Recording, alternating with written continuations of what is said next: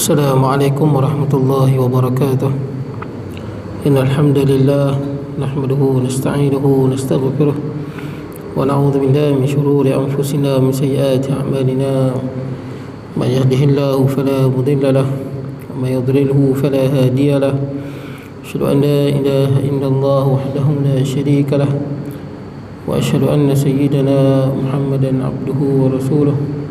Allahumma salli wa sallim wa barik ala sayyidina Muhammadin wa ala alihi wa ashabihi ajma'in. Subhanaka la ilma lana illa ma 'allamtana innaka antal alimul hakim. Rabbi shrah li sadri wa yassir li amri wahlul 'uqdatam min lisani yafqahu qawli. Allahumma la sahla illa ma ja'altahu sahla wa anta taj'al hazna was-sa'ba idza syi'ta sihla. Wala haula wala quwwata illa billahil aliyyil azim. Amma ba'd. Ini sejemaah yang dirahmati Allah, alhamdulillah pada malam ni kita dapat bertemu. Kita berhenti di mana tuan-tuan?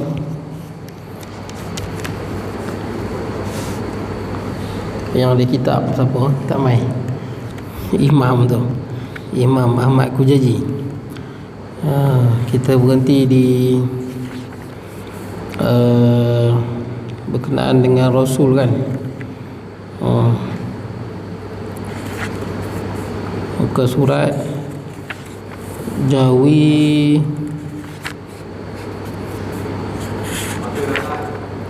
ya 108 Rasul dari jenis manusia. Betul no?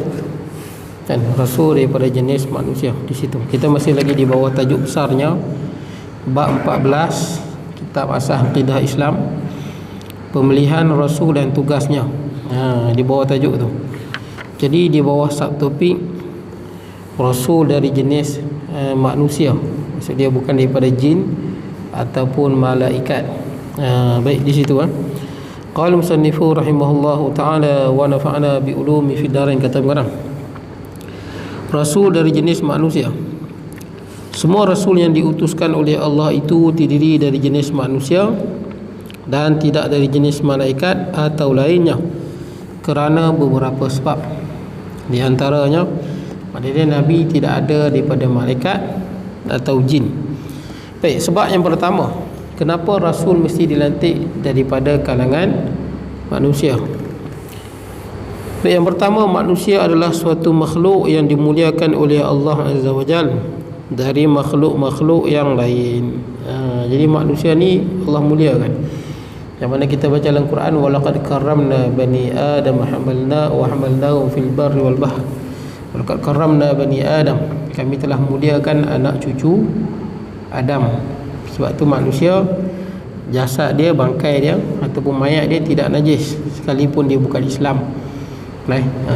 Maksud dia kalau kita semayang dekat dengan mayat siapa-siapa lah, sama ada Islam atau bukan Islam, mayat dia tidak najis, kecuali bila dia dah busuk najis lah. Bila dah busuk keluar air tu najis lah. Ini kita cerita bila dia mati tu. Sebab selain daripada tu, yang tak najis dua lah, ikan dan belalang kan. Yang lain najis. Kalau kita semayang dalam poket kita ada cicak mati, walaupun dia tak busuk lagi, dia baru mati, batal semayang. Sebab apa? Kalau dia hidup tak apa. Kalau dia hidup dia tak jadi najis lagi. Kalau dia hidup, tahi dia yang najis. Kalau dia mati dalam poket kita baru mati je, batal lah semayang. Kita menanggung najis. Tapi kalau kita tengah semayang, dia duduk berjalan belakang kita, tak batal. Dia tu bukan najis. Tapi bila dia mati, dia jadi najis. Najis terus, sekalipun dia tak membusuk lagi. Masuklah haiwan-haiwan yang lain. Tetapi manusia tak macam tu. Sekalipun dia bukan Islam, Allah muliakan dia. Dalam Quran sebut manusia ni summa amatahu fa aqbarah. Manusia ni siapa-siapa pun, bila mati kita tanam dia kerana kemuliaan. Sebab tu siapa mana-mana manusia yang mati, kita tak tanam dia, kita awetkan dia, tunjukkan. Macam mayat apa, ada kan sebahagian pemimpin komunis kan, yang mana apa, Lenin contohnya, Lenin yang mereka tak tanam pun, awetkan dia dan mereka tayang, boleh tengok mayat dia. Itu bukan satu kemuliaan. Malah saya tengok di belah di barat tu, terutama di Jerman, mereka ada buat satu museum tu, museum yang memang orang betul orang, tapi mereka awetkan dia, kemudian mereka kerat sikit-sikit nak tunjuk bagaimana anatomi manusia lah. Dia punya organ dia punya kulit di Jerman, dan di barat ada buat. Ramai yang sign, ramai juga. Maksud dia kalau dia mati nanti, mayat dia tak perlu ditanam, hantar ke museum ni. Jadi mereka akan ni lah, mereka akan awetkan semua, mereka akan tayangkan, mereka tak dedah lah aurat tu, tapi mereka akan kerat-kerat lah, kerat gini-gini, tapi tak busuk lah daripada awet dah, supaya kita boleh nampak macam mana rupa sebenar organ manusia, urat-urat dia dan sebagainya. Itu bukan satu bentuk kemuliaan bagi manusia begitu. Kemuliaan bagi manusia bila mati tanam. Allah Ta'ala muliakan, walaqad khalaqnal insana fi ahsani taqwim. Kami jadikan manusia dalam secantik-cantik, sebaik-baik kejadian. Saya dah sebut kat tuan-tuan dah, kita tak boleh bayangkan rupa yang lebih baik pada manusia. Tak boleh lah tuan-tuan. Rupa macam mana? Ada dua kepala ke atas, tangan, kaki. Tak ada rupa lain lah tuan-tuan. Kalau kita tambah tangan jadi 3, tak elok lah tuan-tuan. Dia jadi tak seimbang lah. Lepas tu walaupun badan kita macam ni, kita tak tumbang tuan-tuan. Betul tak? Kita tak tumbang. Pasal apa? Sebab Allah Ta'ala jadikan kita ada daya koordinasi. Kita boleh imbangkan badan kita. Dia ada di otak tuan-tuan. Tapi kalau kita dah makin tua, dia ada masalah di situ, tu yang kita jalan, kita boleh tumbang. Selalunya kalau kita buat patung ke pengguna tanah liat tu, kalau dua kaki ni kadang-kadang senang tumbang, tapi kita manusia kita tak tumbang. Kita boleh seimbangkan badan kita. Kalau kaki tambah jadi 4, tak elok lah tuan-tuan. Cuba banding rupa manusia dengan binatang lain, dengan rimau, gajah, dengan ular. Tak boleh tuan-tuan. Manusia lah yang terbaik sekali. Quran dah sebut ahsani taqwim. Kalau manusia ni tengok hidung tuan-tuan, elok dah kan. Sebab hidung ni Allah Ta'ala buat lubang kat atas, tak elok dah. Elok dah tuan-tuan. Telinga ada 2, kalau telinga ada 6, tak cantik dah tuan-tuan. Elok telinga 2 kat sini, cantik dah tuan-tuan. Tak boleh dah. Panggil lah pereka grafik lagu mana pun, cuba reka bentuk yang lagi cantik, tak boleh dah tuan-tuan. Inilah bentuk yang terbaik sekali. Sampai sekarang kita tak boleh nafikan benda tu. Sampai orang putih pun buat cerita robot, Transformer pun robot mesti rupa manusia, betul tak? Walaupun dia robot-robot, tapi kepala ada, tangan, 2 kaki. Yang itulah rupa terbaik yang ada tuan-tuan. Jadi Allah Ta'ala muliakan. Dia muliakan oleh Allah dari makhluk-makhluk yang lain. Kerana itu sangat sesuai Allah memilih dan mengangkat segolongan dari manusia itu sendiri menjadi pesuruh untuk menyampaikan wahyunya kepada manusia. Jadi bila manusia lah yang paling Allah muliakan, Allah Ta'ala jadikan rupa manusia ni rupa yang cantik, indah, sudah semestinya yang layaknya menjadi rasul di kalangan dia manusia. Kalau yang jadi rasul di kalangan kita adalah, kalau haiwan memang tak sesuai dah tuan-tuan. Kalau jin, jin kita nak tengok dia pun takut tuan-tuan. Saya pernah sebut kat tuan-tuan, di Arab Saudi tu ada satu orang lelaki kena rasuk dengan jin perempuan. Bila ni dalam tip video, bila diruqyah, dijampi, jin yang rasuk jin perempuan, dia masuk dalam badan lelaki. Dia suka dengan lelaki tu. Jin boleh je suka dengan orang ni, boleh je berkenan. Jadi bila berubat, jin ni kata dia adalah ratu jin di alam jin. Dia adalah ratu jin di alam jin. Lawa lah tuan-tuan, ratu jin di alam jin. Jadi ustaz yang merawat ni tanya, bagaimana rupamu? Saya mempunyai 100 kaki. Kaki 100. Kalau kita tuan-tuan dah macam lipan aku tuan-tuan, panjang. Kita dengar 100 kaki je kita tahu dah. Yang ni ke saya tak tahu. Kalau tuan-tuan boleh bayang cantik tuan-tuan. Macam mana kalau kaki pun ada 100, tangan pun ada 60 tuan-tuan. Kita tengok pun kita takut. Normalnya kita takut dah tuan-tuan, lain pada orang. Baik, jadi Allah Ta'ala jadikan manusia ni khalifah. Manusia ni makhluk yang paling Allah muliakan berbanding dengan makhluk-makhluk yang lain sekiranya dia bertakwa. Jadi manusia lah jadi pesuruh. Sebab tu jin adanya Islam, tapi rasul dia siapa? Rasul dia manusia lah. Jin Islam beriman dengan Allah dan Nabi Muhammad sallallahu alaihi wasallam. Tetap juga rasul yang jin beriman adalah para rasul. Hatta jin Islam kalau dia nak mengaji pun dia mengaji dengan sebahagian dia mengaji sama mereka lah, dan sebahagian jin Islam ni mengaji dengan manusia juga. Ni kita dalam majlis ilmu ni mungkin jin Islam lagi ramai pada tuan-tuan. Siapa tahu dia pun duduk mengaji sekali, lagi ramai yang mengaji. Daripada mereka mengaji ni mereka sampaikan seperti mana kita baca dalam surah jin kan, qul uhiya ilayya annahu istama'a nafarun minal jinni faqalu inna sami'na qur'anan ajaba. Jin dengar Rasulullah baca Quran, balik kat kaum ni bagi tahu kami dengar Quran yang sangat hebat, yahdi ila rusydi fa amanna bih, yang membawa kepada kebijaksanaan, kebenaran, kami beriman. Jin dakwah. Tapi saya nak beritahu jin dengar manusia juga. Baik. Jadi itu yang pertama. Sebab tu saya sebut kat tuan-tuan, jin ni pada asalnya dia sangat takut dengan manusia. Asalnya sangat takut pada manusia. Dan jin biasanya dia akan buat penempatan dia jauh pada manusia. Itu sifat jin sebenarnya. Dia tak suka pun dekat dengan manusia ni. Cuma macam mana boleh ada jin ni yang kacau manusia? Punca dia manusia juga. Punca dia manusia juga. Seperti mana dalam Quran sebutkan, wa annahu kana rijalun minal insi ya'udzuuna birijalin minal jinni fazaduhum rahaqa. Pasal apa? Ada di kalangan sebahagian manusia yang minta perlindungan pada jin, maka menambah kesombongan kepada jin. Jin tak ada. Kalau dulu-dulu ni bukan cerita orang Melayu kita tuan-tuan, orang Arab dulu pada sebelum zaman Rasulullah kita tuan-tuan. Orang Arab ni bila dia pergi di mana-mana lembah yang baru, lembah ni antara dua gunung, dia memang minta perlindungan jin. Macam kita lah masuk hutan tu, cucu nak lalu, betul tak kan? Masa bila kita ada cuk dalam hutan rimba tu tuan-tuan, jin lah tu tuan-tuan. Tu cucu nak kencing lah, nak kencing. Tu cucu nak kencing. Semua tu. Sejak bila tu kita duduk dalam hutan belantara tuan-tuan, itu jin lah tu. Rupanya bukan kita, Arab jahiliah dulu buat dah. Gitulah dia buat. Jin ni asalnya takut manusia, tak mau dekat manusia. Tapi bila manusia sebut tu cucu nak lalu, kawan pun dia pun takut dengan aku ni, kawan kembang. Itu yang dia kacau. Fazaduhum rahaqa juga. Sebahagian daripada terjemahan sebut jin akan menambahkan ketakutan. Lagi jadi takut. Pasal apa? Pasal sikap manusia macam tu. Sikap manusia yang macam apa? Buat lembek macam tu. Bukan begitu.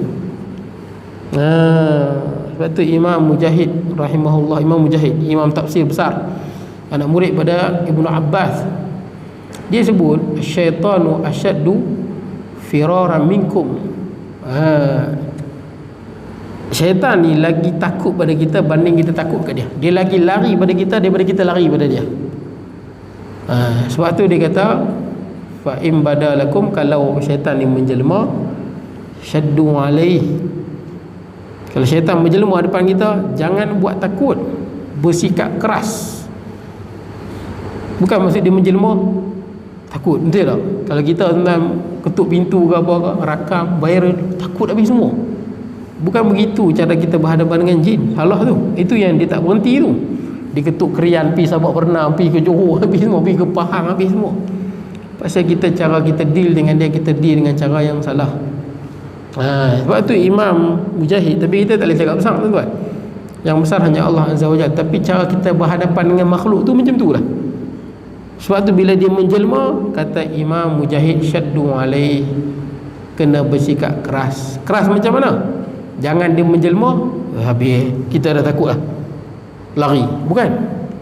Dia yang jelma, pergi tengok dia hang nak apa mai, tegas dengan dia. Begitu cara berhadapan. Sampaikan kat Imam Mujahid ni, satu malam dia sembahyang tahajud, ada satu budak kecil lompat depan dia. Kalau kita panggil toyol lah tuan-tuan, kita budak kecil toyol lompat depan dia. Imam Mujahid nak tangkap dia, perekam tangkap. Jin ni lompat ke belakang sampai jatuh berguling. Imam Mujahid dengar dia jatuh. Dia takut bila dia menjelma, tuan-tuan bersikap keras. Dia memang takut. Cuma bila dia menjelma kita takut, kawan lagi sonok tu Quran sebut fazaduhum rahaqa. Jadi lagi takut. Jadi bangsa yang memang takut hantu. Saya ada satu cerita. Ini cerita betul tuan yang berlaku. Cikgu yang cerita di Sarawak dia duduk lautan pedalaman, gangguan banyak. Cikgu tu pun bawa pencen ya tuan-tuan, di Muzaffar Shah bawa pencen dia. Jadi antara mereka ramai-ramai ni, jin tu tak kacau semua, dia kacau yang paling takut. Itu orang dia kacau macam mana? Satu hari tu dia pergi ke pekan, tinggallah kawan dia dalam rumah, dan rumah mereka tu pula dekat dengan kubur lama. Bukan kubur orang Islam, kubur orang siapa tak tahu, dengan kubur lama. Belakang sikit ada kubur lama. Tuan-tuan kalau pergi di sana, kalau kubur orang apa yang bukan Islam ni, orang asli apa semua, kadang-kadang tuan-tuan pelik tengok kan, ada dulu mereka viral, tengok ada apa, katanya perkuburan campur, ada batu nisan Kristian, batu nisan Islam. Sebenarnya bukan campur, memang ada sebahagian peribumi di Sabah Sarawak tu, kalau dia tengok batu nisan Islam cantik, dia guna batu nisan Islam cantik. Kalau dia tengok macam lawa Kristian punya, dia guna Kristian punya. Itu yang dia viral ambil gambar tu, kata ni perkuburan campur. Salah tu, dia kurang faham. Sebenarnya dia pun memang tak ada agama pun, ataupun dia pun ni anismismah. Tapi itu kita kena faham jugalah tentang budaya kan. Jadi ceritanya, bila dia balik lambat, dia duduk pergi pekan, kawan dia tinggal seorang sampai ke malam. Kawan ni dah lah takut, banyak kali kena ganggu. Jadi malam tu, hantu tu yang ganggu habis-habisan. Orang tak ada, dia seorang, dia cakap dinding ni. Wow, cakap dinding, goyang rumah. Kawan punya takutlah, takut yang amat-amat. Yelah dah penakut, kacau pula. Tapi bila takut, lama-lama jadi apa tuan-tuan? Lama-lama jadi marah. Betul tak? Kawan takut, duk kacau-kacau, kawan hilang dia punya takut, jadi marah. Dia pergi ambil parang, dia keluar rumah, dia keliling rumah kejap, ajak lawan. Pusing berkali-kali ni. Agak-agak hantu tu keluar tuan-tuan. Tobat dia nak keluar, kawan dah mengamuk. Itulah kali terakhir hantu tu kacau. Tak kacau dah. Itu cara dia. Sekali kena tak kacau dah. Itu beza kita kadang-kadang, kita bila diganggu, kita suka cara kita bertindak balas silap tuan-tuan, yang menyebabkan fazaduhum rahaqa. Kita tak hebat tuan-tuan, yang hebat Allah Azza wa Jal. Tapi dalam kita berhadapan dengan makhluk lain, sama ada jin, harimau, buaya, gajah, kita kena bijak sana kan. Betul tak cara kita berhadapan? Kalau harimau ada cara dia, betul tak? Okay, bawa senapang ke, bawa barang ke, jangan paling daripada belakang dia ke, dia tangkap tengkuk, dia semua ada cara dia. Pantang larang ni, macam mana nak tangkap terkudung selah, semua pakai bijaksana. Allah Ta'ala bagi kebijaksanaan manusia. Hatta nak berhadapan dengan jin pun ada cara dia. Di samping kita baca, sebelum tidur baca lah tuan-tuan, jangan tak baca. Sebelum tidur baca apa? Al-Quran, baca Al-Fatihah, awal Al-Baqarah, akhir Al-Baqarah, ayat kursi, baca lah sebagai pelindungan. Tapi bila berhadapan, ingat kata Imam Mujahid, syaddu alaih. Tuan-tuan malam ni tidur, dengar orang ketuk tingkap, tuan-tuan buat apa? Pegang parang, tapi takut perompak tuan-tuan. Perompak bahaya. Perompak kacau. Kalau jin tuan-tuan keluar, dia lari. Takut perompak itu masalah sikit lah tuan-tuan. Perompak susah lah, takut kes perompak ni. Bila perompak dia sampai membunuh tuan-tuan. Itu saya kata, kalau sampai bunuh orang, potong orang ni bukan jin, manusia punya kerja tuan-tuan. Kena pastikan dululah, takut perompak. Nanti kita buat pula parang, tengok perompak pegang pistol, kacau kita. Tapi kalau tuan-tuan agak-agak bukan perompak, agak-agak ni makhluk halus, tuan-tuan pergi keluar ya. Pergi keluar, tuan-tuan kata apa? Tuan-tuan sebut ya, aku laknat hang dengan laknat Allah, insya-Allah hilang. Ataupun dalam bahasa Arab, al'anukum bila'natillah. Pendek ya? Itu belah kan? Cukup. Sebab dia kacau. Kalau tak kacau, kita tak kata. InsyaAllah lepas tuan-tuan sebut sekali, dia belah lah tuan-tuan. Biasanya cukup sekali. Tapi jangan tuan-tuan, kita bila ketuk dia akam. Lepas tu viral dekat Facebook kan, satu kampung takut. Kawan syok, kawan macam ni ya. Kemas. Baik tuan-tuan. Jadi tuan-tuan, itu kerana manusia adalah makhluk yang paling mulia. Yang kedua, Menurut peraturan Allah di dalam alam ini, bahawa pemimpin bagi suatu jenis makhluk itu terdiri daripada makhluk itu sendiri.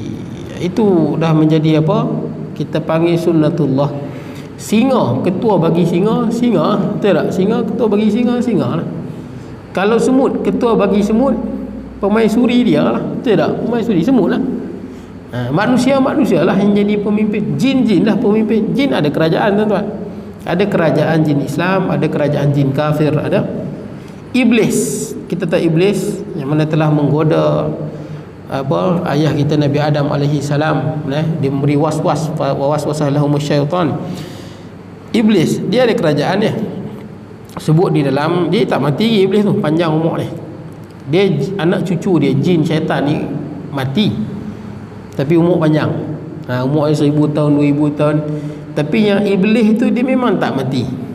Sebab dia minta kepada Allah, anzirni, qala rabbi anzirni ila yaumi yub'atsun. Ya Allah, panjangkanlah umurku sampai hari kiamat. Dia memang tak mati, panjang umur dia. Dia ada kat mana? Dia ada di atas lautan. Sebut dalam hadis riwayat Imam Muslim, singgah sana iblis berada di atas lautan. Dia suka, dia memang ada dia punya kuncu-kuncu syaitan-syaitan jahat lah. Dia paling suka sekali, syaitan yang dia paling disuka, sebut dalam hadis riwayat Imam Muslim, yang dia paling suka sekali adalah syaitan yang boleh mencerai-beraikan laki bini. Sebab tu saya, tuan-tuan, kadang-kadang kita konflik dengan isteri, kena ingat ada syaitan besar ni. Jaga-jaga, muhasabah, tuan-tuan. Saya sebut kat saya dengan tuan-tuan, lumrah dalam kehidupan suami isteri, dia akan ada konflik. Tak ada siapa yang kahwin, aku mana ada konflik, mesti ada konflik. Bila kita konflik, kena ingat ada syaitan besar sekarang tu. Kalaulah seorang syaitan, disebut dalam hadis tu, syaitan ni akan bagi laporan pada iblis tu. Iblis yang mana yang kita tahu dia telah memberi was-was pada Nabi Adam dengan Hawa. Iblis akan tanya, hang buat apa? Dia akan sebut, saya dah buat begini, saya dah hasut begini. Yang mana yang berita biasa, iblis kata hang tak buat apa lagi. Kalau sekadar boleh menyesatkan orang dah memang sesat, ataupun sesat sikit-sikit, hang belum buat apa-apa lagi, iblis kata. Tapi bila ada satu syaitan kata apa, aku telah berjaya memisahkan antara si fulan dengan isterinya, iblis kata hang memang bagus. Begitulah. Iblis panggil duduk tepi dia. Kiranya bila laki bini bergaduh, ada syaitan yang super power, tuan-tuan, masa tu. Berhati-hati. Berhati-hati isteri ataupun suami, berhati-hati. Syaitan yang sangat power, dia harap kalau dia berjaya cerai-berai kan, dia duduk dekat dengan iblis di atas singgasananya, di atas lautan. Baik, tuan-tuan. Jadi pemimpin mesti di kalangan bangsa dia. Ini lumrah, tuan-tuan.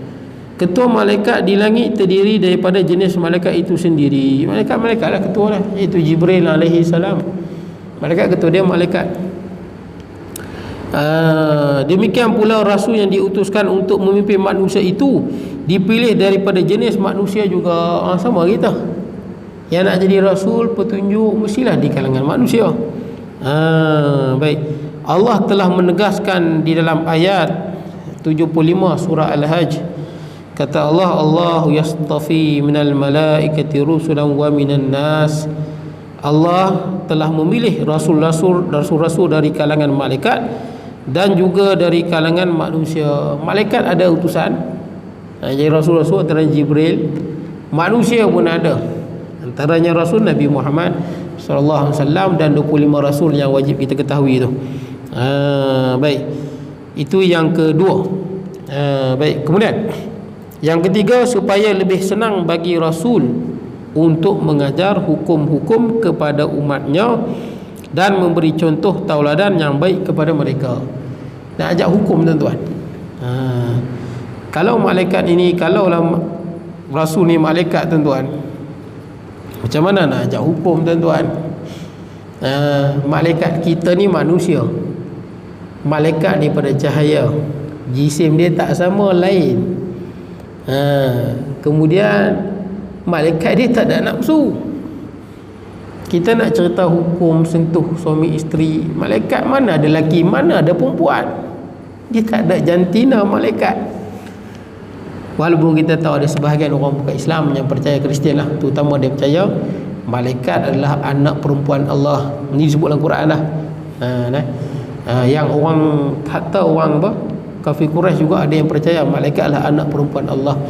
Ini satu kefahaman yang sesat. Malaikat tidak ada jantina, tidak ada nafsu. Macam mana nak cerita bab jaga pandangan? Orang kata hang boleh jaga pandangan hang malaikat.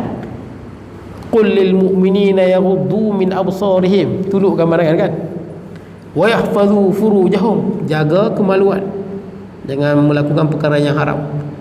Qul lil mu'minati yaghuddna min absarihin, orang perempuan juga kena apa? Jaga pandangan. Wa yahfazna furujahum, jaga maluan dia. Kalau malaikat jadi rasul manusia boleh kata hang senanglah kata antara nafsu, hang bukan lelaki, hang bukan perempuan.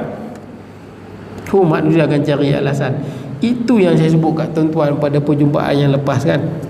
Ada surah Al-Isra, ayat panjang, ayat 90, yang cerita yang mana bila manusia tak apa, yang apa, Abu Jahal, Abu Sufyan, Abdullah bin Umayyah, Utbah, Syaibah bin Rabi'ah, Al-As bin Wa'il, Umayyah bin Khalaf, Abul Bukhturi. Ini siapa dah ni? Ini semua kibarul Quraisy, pemimpin Quraisy yang besar. Mereka buat apa? Ada saya cerita kat tuan-tuan, saya ulang sikit ya tuan-tuan. Waktu terbenamnya matahari, mereka duduk kat Kaabah. Waktu terbenam matahari, waktu maghrib lah tuan-tuan, macam kita lah. Mereka kumpul ramai-ramai, mereka kata apa? Hantar seorang pergi bercakap dengan Muhammad, panggil dia, kita nak tanya apa alasan dia berdakwah. Rasulullah mai dalam keadaan seronok, harisan alaihim, sangat seronok. Sebab Rasulullah sangka boleh jadi mereka dah nampak Islam ni betul. Badalahum min amrihim, mungkin mereka dah nampak dah Islam ni betul. Tapi bila sampai dia berkata apa? Hang telah apa, bawa benda yang tak pernah orang bawa. Hang telah cerai beraikan ibu dan anak. Hang dah bawa benda buruk yang besar, cerai beraikan jemaah. Tidak ada benda buruk dalam masyarakat ni melainkan hang dah buat. Oh dahsyat lah dia berkata, entah boleh. Sedih baginda Nabi SAW. Kemudian dia berkata apa? Dia kata kat Rasulullah, ginilah. Ini minta alasan ni. Kalau hampir Rasul kan, qalu lan nu'mina laka hatta tafjura lana minal ardi yanbu'a. Hang kalau betul-betul Rasul lah, ni nak bagi alasan ni, hang buktikan hang Rasul. Hang buktikan hang Rasul. Buat apa? Sekarang ni bumi Mekah ni kering kontang, tak seperti Iraq dan Syam, sungai subur. Hang alirkan sungai-sungai di Mekah ni. Kata Rasulullah sallallahu alaihi wasallam, aku tak buat seperti mananya hampa minta. Aku ni datang sebagai pemberi khabar gembira dan sebagai pemberi ancaman tentang azab Allah. Fa in qabiltum, kalau hampa terima, fa huwa hazzukum fid dunya wal akhirah. Kalau hampa terima dakwah aku ni, hampa yang beruntung di dunia dan di akhirat. Wa in taruddu, kalau hampa tolak dakwah aku ni, kalau hampa tolak dakwah ni, terpulanglah kepada Allah. Pulang pada Allah, hatta yahkum Allah asbir, aku akan sabar. Kalau betul aku akan sabar, kata baginda Nabi SAW, hatta yahkum Allah baini wa bainakum, sampai Allah putuskan hukuman antara aku dan kamu. Jadi Rasulullah tak buat yang pertama, dia pun minta ni, kalau buat yang ni kami beriman. Rasulullah tak buat. Kemudian dia bersambung lagi, tak buatlah.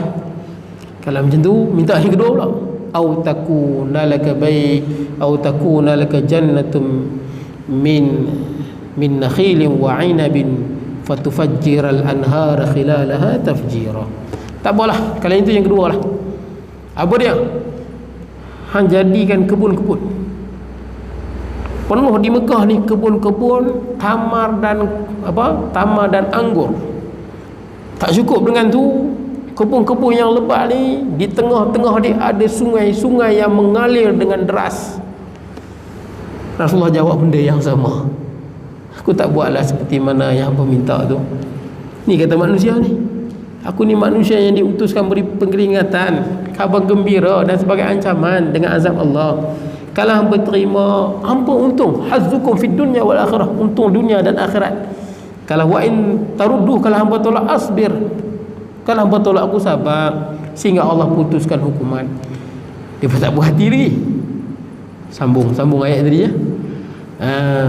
Tak buat hati, dia berkata au tusqitas samaa alaina kama za'amta alaina kisafa. Au tusqitas samaa kama za'amta alaina kisafa. Ataupun ada yang sebahagian kata yakni Abdullah bin Mughirah yang minta, ataupun ginilah, hang jatuhkan langit berkeping-keping ke atas kami seperti mana hang pernah sebut dulu bila jadi kiamat kan, jatuhkan sekarang. Ataupun tak boleh juga, au ta'tiya billahi wa malaikatihi qabila, ataupun hang buat mai Allah lah, senang, hang buat mai Allah, hang buat mai malaikat mai depan kami. Oh, minta dahsyat. Oh, jawapan Nabi sama tadi tuan-tuan. Kemudian dia meminta lagi, inilah au yakuna laka baitin min zukhrufin, ataupun hang ada rumah ni, kami tengok hang orang yang susah berjalan di pasar macam kami, macam mana nak jaya? Sekarang ni hang ada rumah, au yakuna laka baitun min zukhruf, hang ada rumah daripada emas, barulah lain pada orang lain. Ataupun au tarqa fis sama, ataupun hang terbang sekarang kat langit, nak tengok terbang sekarang. Walan nu'mina luluqika hatta ta'tiyana bi kitabin naqra'uhu. Kami tak beriman sampailah hang bawa Quran, kitab yang kami boleh baca. Tapi hebat Rasulullah jawab apa? Rasulullah kata, qul, katakanlah subhana rabbi hal kuntu illa basyarar rasula. Macam ayat ni. Katakanlah wahai Muhammad, subhana rabbi, maha suci Tuhanku, hal kuntu illa basyarar rasula, aku hanyalah seorang manusia yang diutuskan menjadi rasul. Tapi ulama bahas, boleh tak Allah bagikan macam dia minta tu? Oh, ada sebut dalam hadis, Allah bagi pilih kat Nabi Muhammad sallallahu alaihi wasallam. Kata Allah pada baginda, dikatakan pada baginda sallallahu alaihi wasallam, dia bila dia minta macam ni, nak macam-macam macam ni, kata Allah pada baginda Nabi SAW, in syi'ta, kalau kamu mahu, a'tainahum kullama sa'alu, kalau kau kendaki kami berikan semua yang dia minta. Boleh.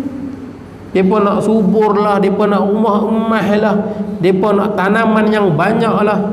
In syi'ta a'tainahum kullama sa'alu, kalau kamu mahu wahai Muhammad, kami berikan apa yang mereka minta. Tapi wa in kafaru, setelah bagi yang mereka minta, kalau mereka kufur juga, azabtuhum azaban la u'adzibahu ahadan minal alamin. Tapi dah bagi semua ni yang mereka minta, kalau mereka kufur juga, aku akan azab mereka dengan azab yang mana orang lain tak pernah kena azab tu. Ataupun kata Allah, in syi'ta, kalau engkau mahu wahai Muhammad, fatahtu alaihim babat taubah wa rahmah, ataupun kalau kau kehendaki, aku buka bagi mereka pintu taubat dan rahmat. Ni Nabi Muhammad risau, kalau minta yang dia berbagi tu, dia lawan juga. Sebab umat terdahulu dah berlaku. Firaun berkali-kali tuan-tuan kufur juga. Kaum Nabi Saleh alaihi salam minta, kalau betul-betul keluarkan unta daripada batu ni, keluar sungguh, tak beriman, dia bunuh lagi unta tu. Itu Rasulullah risau nasib umat dia. Nanti tak beriman, dihancurkan, tinggal banyak mana bangsa Arab tuan-tuan kalau dihancurkan. Maka Rasulullah kata, bal taftahu lahum babut taubati wa rahmah, bahkan ya Allah, kau bukakanlah bagi mereka pintu taubat dan rahmat. Maksudnya beri masa, selagi mana dia hidup, dia boleh taubat dan adanya rahmat Allah kalau mereka kembali pada Allah. Baik. Kemudian yang ketiga, itu lebih senang tuan-tuan. Senang nak mengajak hukum, sentuh isteri batal tak batal, kemudian hukum zina, apa had zina, had qazaf, hukum minum arak kena sebab berkali, pencuri macam mana hukuman, senang bila manusia tuan-tuan. Orang tak boleh argue balik, itu wajib semayang 5 waktu sehari semalam. Kalau malaikat orang kata hang bolehlah semayang, pasal hang tak penat, hang tak makan tak minum, malaikat tak makan tak minum, hang bolehlah semayang, hang bolehlah ibadah. Hang tak makan tak minum, Hang tak letih. Malaikat dia rokok dah beribu tahun atas langit tu, ada yang rokok, dia tak sakit pinggang. Ada yang berdiri dah beribu tahun dah, ada yang berdiri je, rokok, ada yang sujud dia sambil bertasbih subhanallah wa bihamdih beribu tahun dah, tak penat. Kita akan sebut macam tu. Eloklah manusia tuan-tuan, tak timbullah apa pelbagai andaian dan alasan. Yang keempat, supaya lebih mudah kepada manusia mempercayai kerasulan mereka dengan adanya sokongan mukjizat-mukjizat daripada kurniaan Allah. Supaya senang beriman bila ada mukjizat. Kalau malaikat, hang malaikat hang bolehlah buat. Orang kata macam tu. Hang malaikat hang bolehlah buat. Cerita panjang kan, cerita apa? Wattaba'u ma tatlu asyayatin ala mulki Sulaiman wa ma kafara Sulaiman walakinna asyayatin kafaru yu'allimuna an-nasa sihr wa ma unzila 'alal malakaini bi Babil Harut wa Marut. Ayat ni panjang cerita ni. Cerita tentang Harut dan Marut. Malaikat menurut kebanyakan ulama salaf, walaupun ada perbahasan ulama, tapi benda yang tak dinafikan kebanyakan ulama salaf terima Harut dan Marut ni adalah malaikat yang paling soleh di atas langit yang diturunkan ke dunia. Boleh dikatakan kebanyakan salaf terima. Walaupun saya tahu nanti ada perbahasan sebagai macam ulama Imam Zahabi yang mana bincang riwayat dia, tapi kebanyakan salaf tuan boleh tengok dalam tafsir Tabari terima. Apabila malaikat komen kan manusia ni banyak melakukan kemungkaran, kerosakan, Allah Ta'ala kata pilih dua yang terbaik di kalangan kamu, maka dipilihlah Harut dan Marut. Harut dan Marut ni cerita ni agak panggil mistik lah tuan-tuan, misteri tuan-tuan. Di mana Harut dan Marut sekarang? Panjang tu bahas tu. Malah ada satu sanad yang agak sanad hadisnya agak kuat, cerita tentang orang yang pernah bertemu dengan Harut dan Marut, seorang perempuan. Panjanglah tuan-tuan cerita dia, tapi saya nak pendekkan. Harut dan Marut pernah turun kat dunia, diberi nafsu.